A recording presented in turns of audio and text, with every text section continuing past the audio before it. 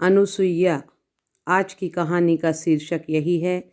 आज पौराणिक कहानियों की श्रृंखला के अंतर्गत आपके सामने प्रस्तुत है कहानी अनुसुईया। एक बार ब्रह्मा, विष्णु और महेश की पत्नियां आपस में बैठी बातें कर रही थीं। तभी नारद जी वहां पहुंच गए। नारद जी ने जब उन तीनों के वार्ता का विषय पूछा तो विष्णु पत्नी लक्ष्मी बोली, हम पतिव्रता नारियों के संबंध में बातें कर रही हैं। जानती हो पतिव्रता का क्या अर्थ होता है? नारद जी बोले, पतिव्रता उस नारी को कहते हैं जो अपने पति के अलावा स्वप्न में भी किसी पर पुरुष का स्मरण ना करे। हाँ हाँ, हमें मालूम है, शिव जी की पत्नी पार्वती बोली, और इसलिए हमारा दावा है कि हम तीनों से बढ़कर पतिव्रता नारी कोई नहीं। नारद जी यह सुनकर उपेक्षा से हंसे और बोले, देवियों, तुमने अभी तक इस संसार को भली भांति देखा नहीं है, नहीं तो तुम ऐसा ना कहती। मृत्युलोक में भी ऐसी महान पतिव्रता नारियां मौजूद हैं जो किसी भी प्रकार तुमसे कम नहीं हैं।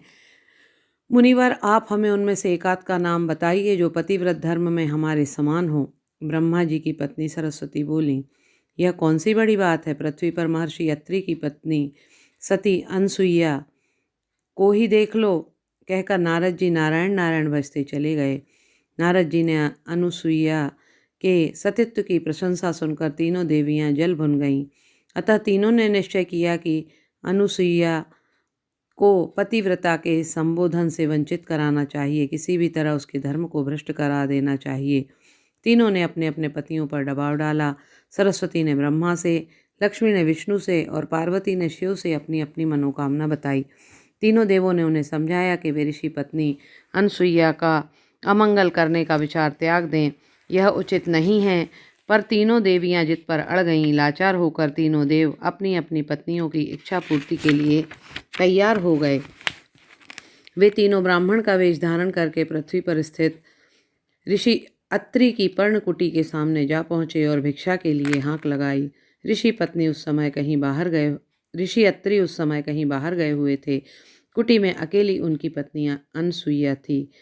साधुओं की पुकार सुनकर अनसुईया एक बर्तन में अनाज लेकर उन्हें देने के लिए कुटी के द्वार पर आई, पर तीनों साधुओं ने भिक्षा लेने से इनकार कर दिया। अनसुईया ने सशंकित होकर पूछा, अपराध क्षमा हो भगवान, आप लोगों ने मेरी भिक्षा को क्यों अस्वीकार कर दिया? देवी, हम भिक्षा नहीं लेते। अगर हम में तेरी श्रद्धा है तो हमारी पवित्र आत्माओं को तुष्टि के लिए हमें अच्छा इच्छा भोजन कराओ। अनसुईया जानती थी इच्छा भोजन का अर्थ क्या होता है। इसमें उन्हें उनकी इच्छा के अनुसार भोजन कराना होगा, अर्थात उनकी हर बात माननी पड़ेगी। बड़ी दुविधा में पड़ गई वे, परंतु घर आए साधुओं को द्वार से वापस लौट आने पर धर्म जाता है। अतः वे बोली, जैसी आपकी इच्छा, आप लोग नदी में स्नान करके आइए, तब तक मैं भोजन तैयार कर लेती हूँ। अनसुईया की बात मानकर वे तीनों नदी पर स्नान करने को चले गए। जब वे लोग स्नान करके लौटे, अनसुईया भोजन तैयार कर चुकी थीं। अनसुईया ने गंगा जल छिड़क कर तीनों के लिए कुश का आसन बिछा दिया और भोजन के पात्र लाने के लिए जैसे ही अंदर जाने लगी, एक साधु ने उन्हें रोक दिया। सुनो देवी, आज्ञा देव। हाथ जोड़कर अनसुईया घुटनों के बल बैठ गईं। तुम निर्वसन होकर रसोई परोसोगी तभी हम भोजन करेंगे। यह सुनकर अनसुईया धर्म संकट में पड़ गई। निर्वसन अर्थात नग्न होने से उसका धर्म नष्ट होता था और भोजन कराने से इनकार करने पर वचन भंग होता था। दोनों ही स्थितियों में वे पाप की भागी होती। अतः उन्हें एक युक्ति सूझ ही आई। जैसी आज्ञा देव कहकर अनसुईया अंदर चली गईं। अपने सतीत्व के प्रताप से अनसुईया यह तो जान ही लिया कि यह स्वयं ब्रह्मा, विष्णु और महेशी साधुओं का वेश धारण करके उसके सती धर्म की परीक्षा लेने आए हैं।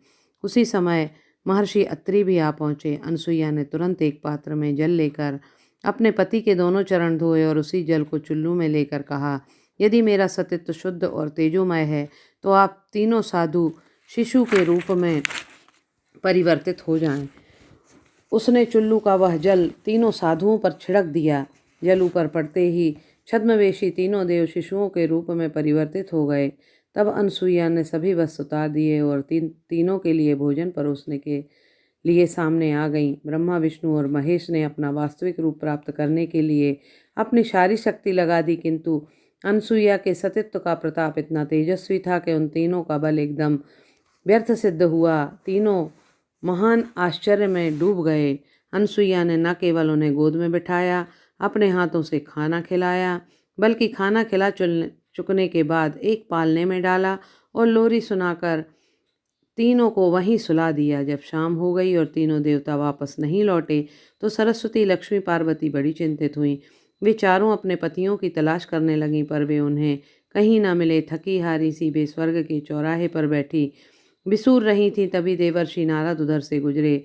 सब कुछ जानते हुए भी उन्होंने देवियों से उनकी उदासी का कारण पूछा। तीनों एक साथ ही नारद जी से पूछने लगीं, क्या आपने कहीं तीनों देवों को देखा है? इस वक्त तो नहीं देखा। सवेरे मैंने उन तीनों को पृथ्वी पर महर्षि अत्रि की कुटी की ओर जाते हुए देखा था, नारद जी ने बताया। वह तो हम भी जानती हैं, वे अनसुईया का सतीत्व का भ्रम तोड़ने के लिए गए थे, पर इतने छोटे कार्य में इतना समय तो नहीं लगता, और तिस पर वे तीनों सर्वोपरि देवता हैं। कभी कभी ऊपर से छोटे दिखाई पड़ने वाले कार्यों का वास्तविक रूप बहुत विराट होता है देवियों। नारायण नारायण कहते हुए नारद जी चले गए। नारद जी की बात उन तीनों के मन को कुरेदने लगी। तो क्या तीनों देव अभी अनसुईया की कुटी में ही रुके हुए हैं? इतनी देर तक वे भला वहाँ क्यों रुके रहेंगे? वो तो भी चलकर देखने में क्या हर्ज है। तीनों अपने वास्तविक रूप में पृथ्वी पर आईं। महर्षि अत्रि की कुटी पर पहुंचकर उन्होंने अनसुईया को आवाज़ दी। अनसुईया बाहर निकली और उन्हें देखकर प्रसन्नता से बोली, आज साक्षात महादेवियों के चरण भी उस कुटिया पर पड़े। अहो भाग्य है मेरा, आज मुझ जैसी भाग्यशालिनी कोई और नहीं है। वार्तालाप में अधिक समय न गंवाकर देवियों ने अनसुईया से पूछा, क्या आपने हमारे तीनों देवों को कहीं देखा है? इसलिए तो अपना भाग्य बखान कर रही हूँ। आइए, तीनों देवता यहीं हैं। अनसुईया उन्हें अंदर ले गईं और पालने की ओर संकेत कर दिया। सरस्वती, लक्ष्मी और पार्वती ने ज्यों ही पालने पर दृष्टि डाली, उनका मुख लज्जा से लाल हो उठा। तीनों देव नग्न शिशुओं के रूप में पालने पर सो रहे थे। तभी वे तीनों जाग गए।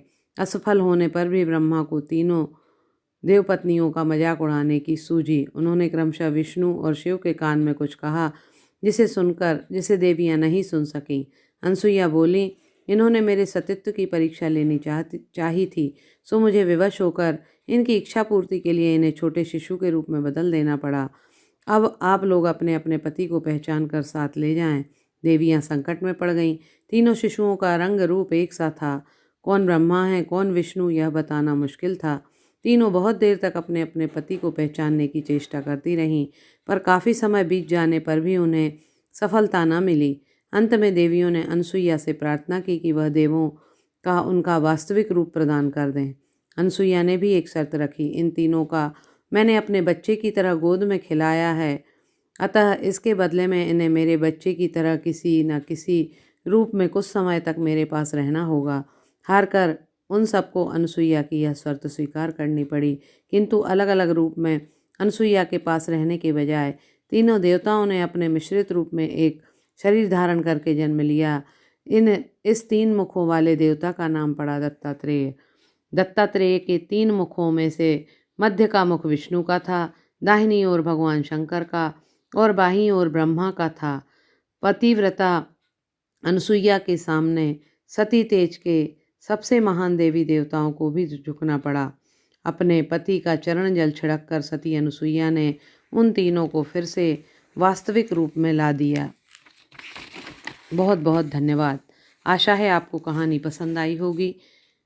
यदि कहानी पसंद आए तो मेरे चैनल को लाइक और सब्सक्राइब अवश्य करें। बहुत बहुत धन्यवाद।